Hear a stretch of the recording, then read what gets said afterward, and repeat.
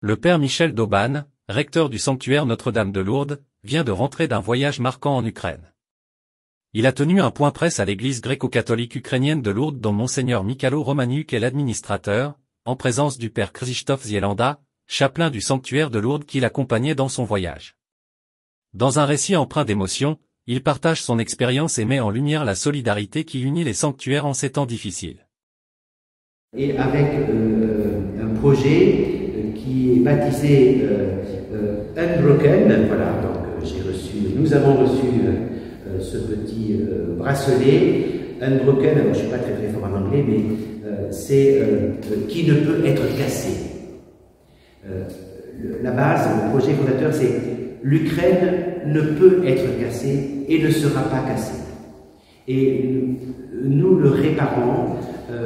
Voilà, nous sommes attentifs. Notre objectif, c'est vraiment de faire en sorte qu'à travers cet établissement, eh bien, toutes les blessures, toutes les fractures, toutes les brisures, elles puissent être réparées et que le pays, la société ne soit pas fracturée. Et donc ça se traduit par cet hôpital que par la suite nous avons visité, donc autre visite avec aussi un directeur particulièrement impressionnant. Un projet béni par l'Église gréco-catholique. Le U de Unbroken, c'est à la fois le U de Ukraine, et c'est à la fois le geste de la Vierge Marie, de Marie représentée sur les fresques, et Marie qui est la priante, qui est l'orante, et qui a les bras comme ceci, et qui accueille les prières de tous ceux qui se tournent vers elle. Et donc cette bénédiction de ce projet Unbroken a été faite par le patriarche à Kiev au début du projet. Donc un partenariat, en tout cas un projet civil et ô combien béni, ô combien encouragé, ô combien alimenté par la prière de tous ceux qui se tournent vers la Vierge Marie et qui donc intercèdent pour le pays. Une autre rencontre que je peux évoquer, c'est, outre la visite de plusieurs églises, c'est celle qui est spécialement affectée à la prière, à l'aumônerie des militaires. Et donc c'est l'église dont j'ai oublié le nom, Pierre et Paul, merci, où ont lieu toutes les funérailles pour les soldats qui arrivent dans un cercueil et qui arrivent en nombre important. En moyenne, il y en a toujours, alors pas forcément tous les jours, mais parfois à certains jours, il y en a plusieurs qui arrivent. Voilà, donc la moyenne elle est très importante. Dans cette église, il y a une photo de toutes les victimes de la ville, uniquement de la ville, pas de tout le pays. Il y a aussi un grand panneau avec des photos grand format des enfants qui ont perdu leur père, qui ont perdu leur frère, qui ont perdu, voilà. Et voilà, pourquoi mon père, pourquoi, voilà, cette question. Et c'est extrêmement touchant. Les personnes de l'Orient ont pu assister à une célébration de funérailles, et après les corps sont conduits au cimetière qui a été créé pour l'occasion, où nous sommes aussi rendus pour nous recueillir, nous incliner, pour prier pour ces soldats. Et c'est un cimetière très très impressionnant parce qu'évidemment il y a beaucoup de tombes, et sur chaque tombe il y a le drapeau ukrainien et il y a le drapeau de la garnison. De fait, les convois funèbres qui conduisent le corps jusqu'au cimetière, ils ont ceci d'extrêmement touchant et éminemment symbolique, c'est que les personnes qui sont dans la rue et qui voient passer le convoi funèbre, nous avons vu une vidéo, se mettent tous à genoux. L'idée c'est de dire, nous croyants, nous nous agenouillons devant le Christ qui a sauvé notre humanité du péché. Nous nous agenouillons devant les corps de ces personnes qui ont donné leur vie pour le salut de notre patrie. C'est extrêmement émouvant. Je reviens juste un petit peu en arrière pour dire que Unbroken, monsieur le maire, à la fin m'en est vraiment touché, parce qu'à la fin de l'échange, qui a duré 25 minutes, il m'a demandé la bénédiction. Donc je l'ai béni aussi. Voilà, on a besoin vraiment de ce soutien du Seigneur, de la Vierge Marie, avec ce que peut représenter le sanctuaire de Lourdes. Et il m'a remis, bon, il m'a remis un petit cadeau, évidemment, et il m'en a remis un qui est éminemment symbolique. Alors, avec, là aussi, ce symbole U avec un bouquet, et avec ce diapason. Voilà, le diapason, pour ceux qui font de la musique, c'est ce qui donne le La.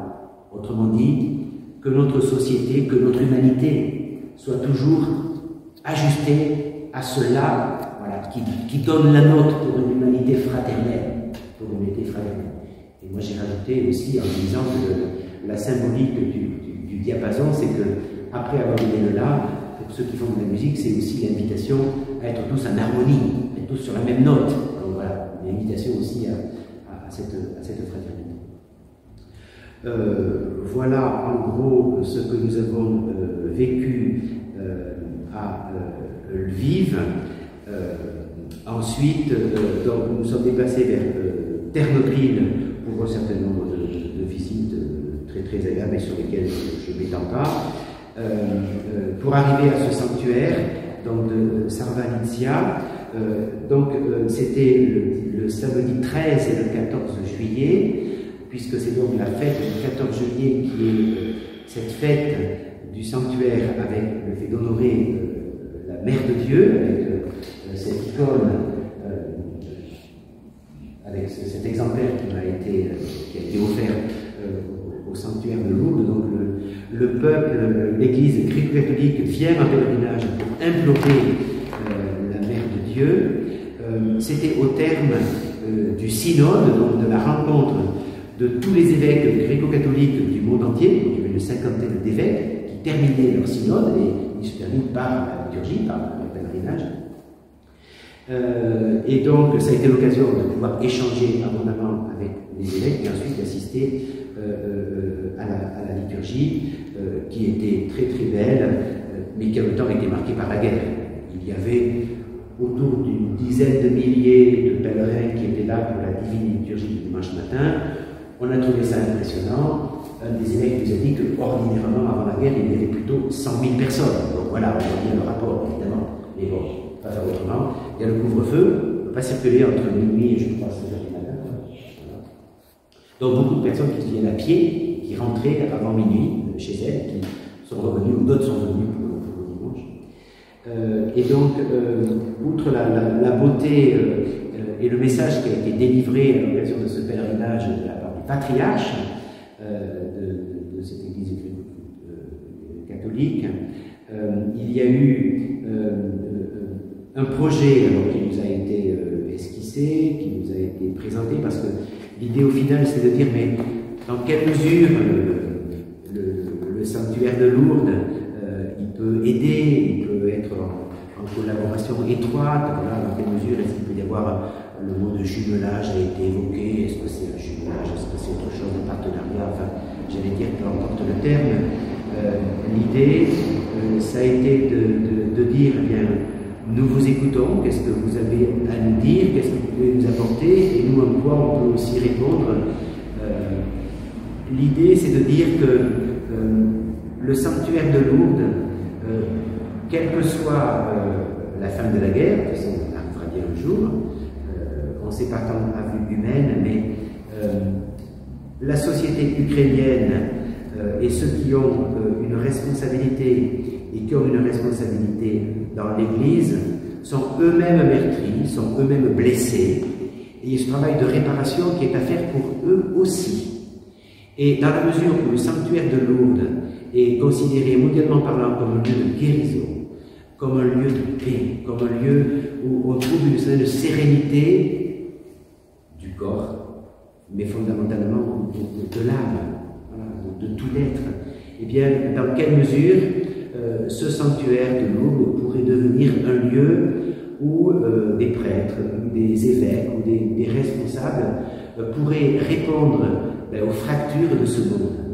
Et qu'il s'agisse des fractures physiques liées à la guerre, mais des fractures psychologiques conséquentes à la guerre, et des fractures psychologiques qui sont celles de la société et qui même n'ont rien à voir avec la guerre, puisque c'est aussi des fractures que vivent les Ukrainiens qui sont dans le pays, mais ceux qui sont dans la diaspora. Et ce sont les problèmes que l'on connaît tous et auxquels on essaie de répondre nous aussi en tant que sanctuaire. Donc c'est les notions de burn-out, de dépression, de fragilité psychologique diverses et variées. Voilà. Dans quelle mesure Lourdes peut être vraiment identifié pour eux comme un lieu où on viendra, parce que là on retrouvera véritablement des éléments pour nous reconstruire. Donc je vais dire aussi, tout est maintenant à construire, mais il y a une base qui nous est dit, je crois, vraiment à tous pour continuer.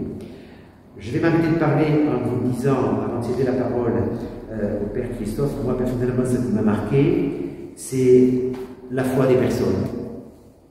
C'est très impressionnant de voir à quel point la foi qui débouche sur l'espérance est vraiment chevillée au corps de ceux qui sont venus à ce moment, les responsables qu'on a pu rencontrer.